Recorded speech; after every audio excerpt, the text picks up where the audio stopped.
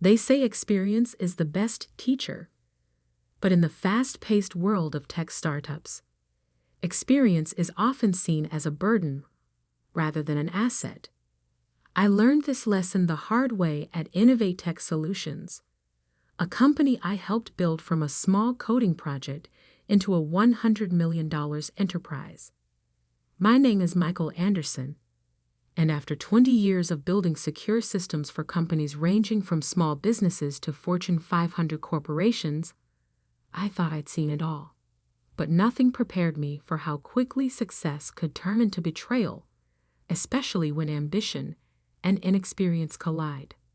The morning everything changed started like any other.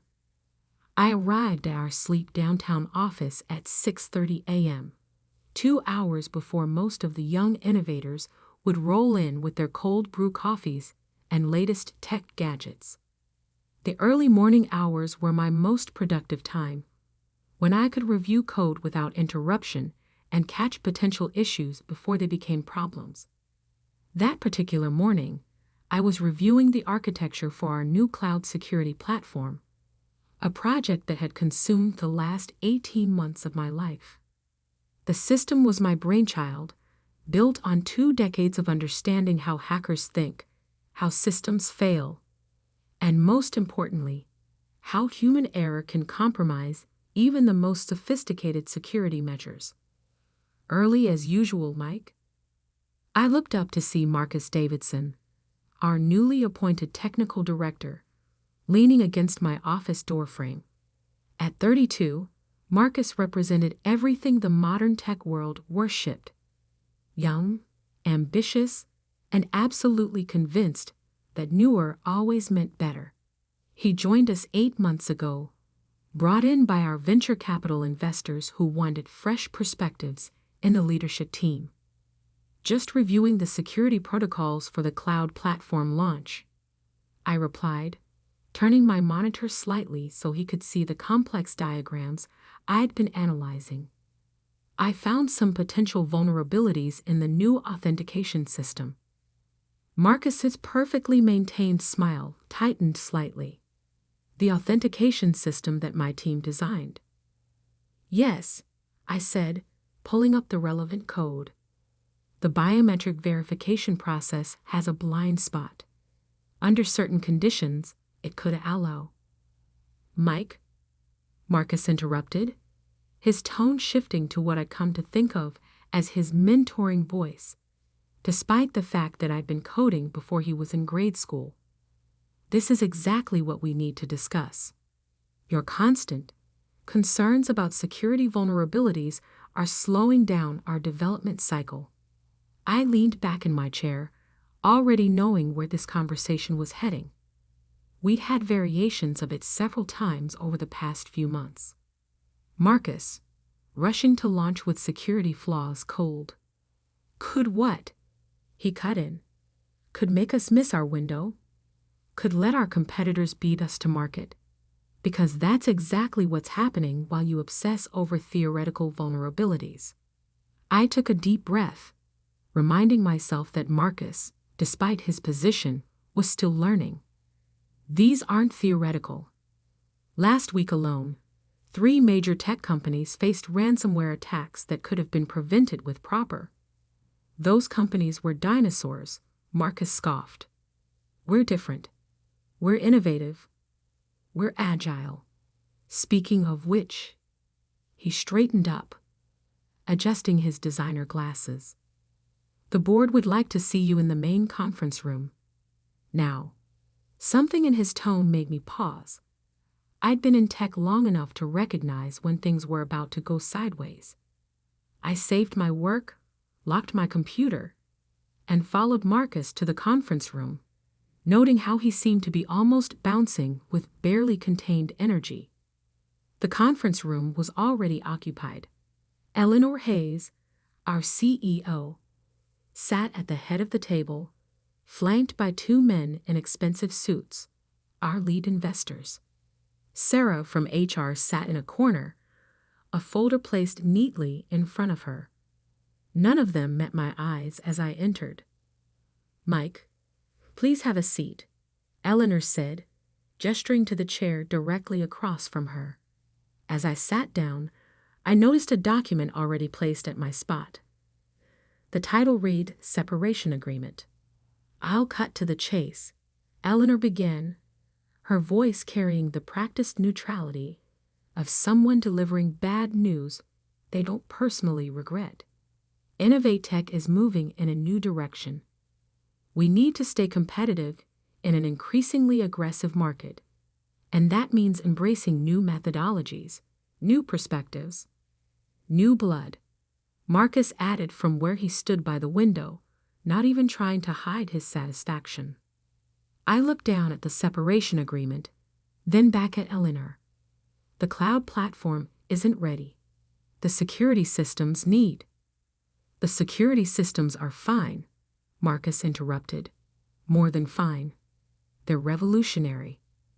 What they don't need is constant modification based on outdated threat models. Eleanor held up a hand to silence Marcus, though I noticed she didn't disagree with him. Mike, you've been valuable to InnovateTech. Your experience helped us get where we are. But technology is evolving, and we need to evolve with it.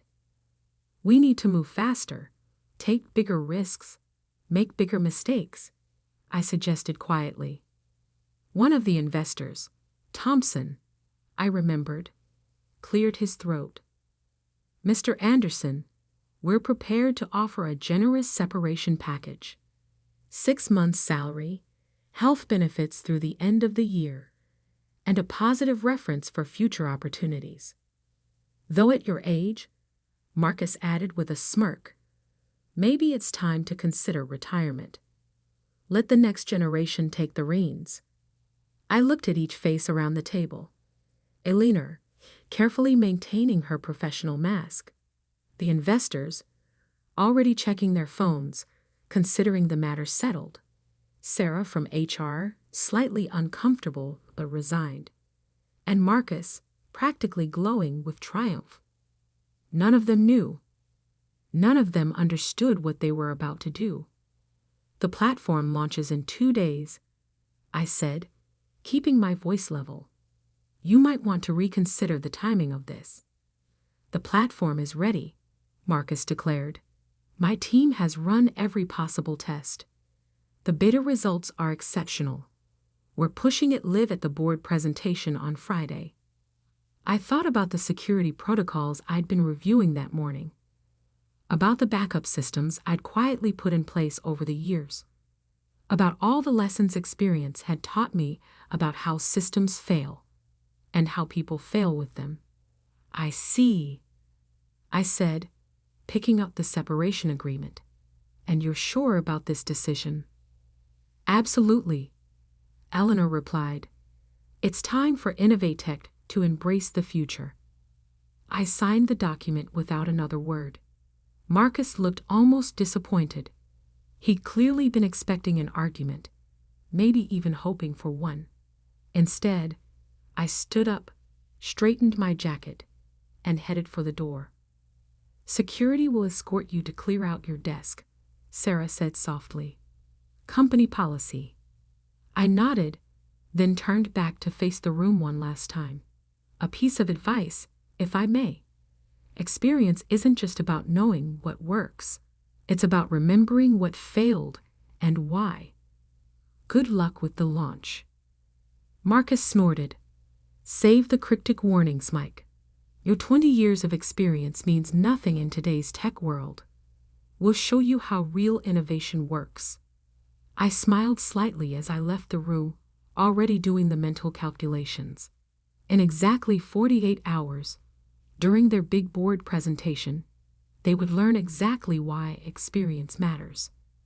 Sometimes the most valuable lessons are the ones you learn the hard way. As security watched me pack up my office, I thought about all the outdated security measures I'd implemented over the years. The redundant systems Marcus had called paranoid. The backup protocols he dismissed as unnecessary.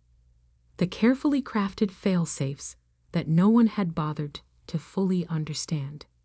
In 2 days, during their moment of triumph, they would discover that in technology, as in life, there's no substitute for experience, and some lessons can only be learned through failure. I walked out of InnovateTech's glass and steel building for the last time, carrying a box of personal items and 2 decades of knowledge they thought they didn't need. Behind me, Marcus was probably already planning how to take credit for my work, how to present himself as the visionary who would lead the company into the future. But the future has a way of teaching its own lessons, and in 48 hours, InnovateTech would learn exactly how much experience matters in the world of technology. Sometimes the best way to prove your value is to let others discover it in your absence. As I loaded my box into my car, I couldn't help but smile. The countdown had begun, and I didn't even need to do anything. The system would do exactly what it was designed to do: protect itself from inexperienced hands trying to modify what they didn't understand. The next 2 days would be very interesting indeed. The next 48 hours passed slowly. I spent them in my home office, surrounded by 20 years of certifications, awards, and memories, waiting for the inevitable. The system I'd built wasn't just code. It was a reflection of every lesson I'd learned, every failure I'd witnessed, and every attack I'd prevented over 2 decades in cybersecurity. Marcus and his team were about to learn those lessons the hard way. I didn't need to hack anything or plant any viruses. I didn't need to sabotage their launch. The innovative changes Marcus had been pushing through would do all the work for me. Sometimes the best revenge is simply letting people face the consequences of their own decisions. The morning of the board presentation, I received a text from Patricia, one of the senior developers who'd worked with me for years. "Mike, something's wrong with the authentication protocols. The test environments are showing unusual patterns." I didn't respond. Patricia was smart. She'd been one of the few who understood why I'd insisted on certain security measures. She figured it out soon enough. Another text came an hour later, this time from David in System Operations. "Marcus is modifying the core security protocols for the demo. Says he's streamlining them. Things are getting weird." I could picture it clearly. Marcus, confident in his innovative approach, making last-minute changes to impress the board, probably removing what he saw as unnecessary security layers, bypassing what he considered outdated protocols. Each change would trigger subtle cascading effects throughout the system, effects that wouldn't become apparent until it was too late. At precisely 2 p.m., I opened my laptop and connected to InnovateTech's public dev blog, where they'd be streaming parts of the board presentation. Marcus's face filled the screen, standing proudly at the podium in an expensive suit.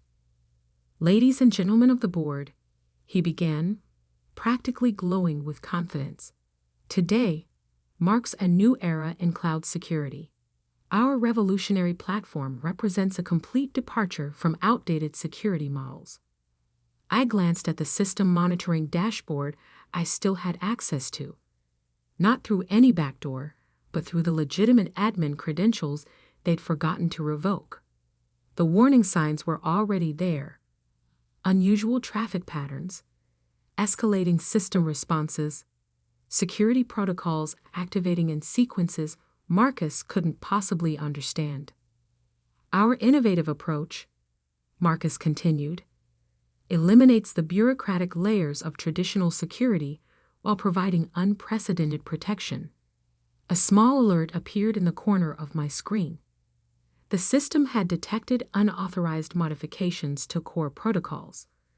Just as I designed it to do, it was already beginning its automated response. "Allow me to demonstrate," Marcus said, turning to the large display behind him. "We'll simulate a sophisticated attack on our system." I leaned back in my chair, watching as Marcus began the demonstration. He had no idea that he himself was the sophisticated attack the system had detected. Every streamlined change he'd made, every innovative bypass he'd implemented, had been logged and analyzed by the deep security protocols I'd built into the system's core. The first sign that something was wrong came when Marcus's demo account was suddenly logged out. "A minor glitch," he said, his smile tightening slightly. "Let me just—" His second login attempt triggered the secondary security response. Across the company's network, every modified security protocol began reverting to its original state.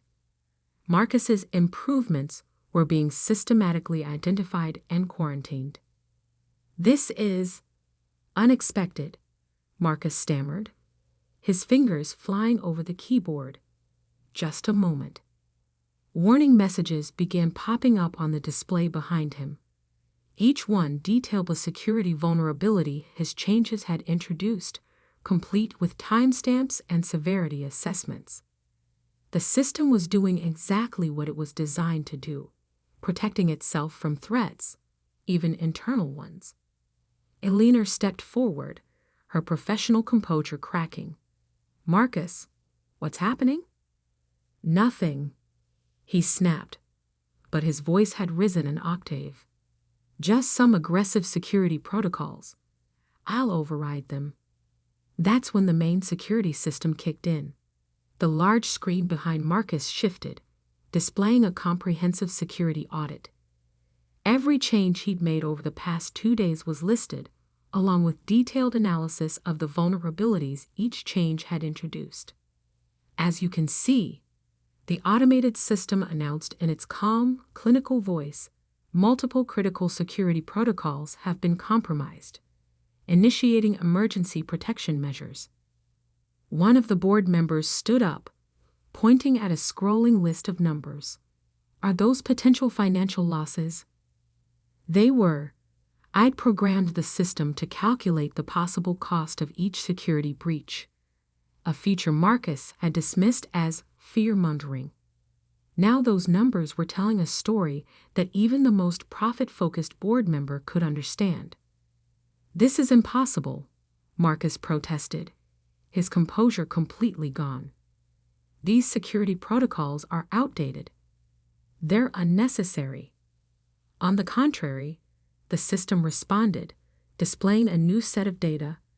"These protocols have prevented 4,893 attempted breaches in the past year alone. Would you like to see the attack patterns?" Patricia's face appeared in one of the side windows of the video feed. "The system is running a full security audit. Everything Marcus changed is being identified as a potential threat, because it is a threat. These protocols, they're not just security measures. They're learning algorithms." Understanding dawned on Eleanor's face. "Anderson," she whispered. "This is what he was trying to tell us." The board chairman stood up, his expression thunderous. "Turn it off. Turn all of it off right now." "We can't," Patricia replied. "The system is doing exactly what it was designed to do, protect itself from unauthorized modifications.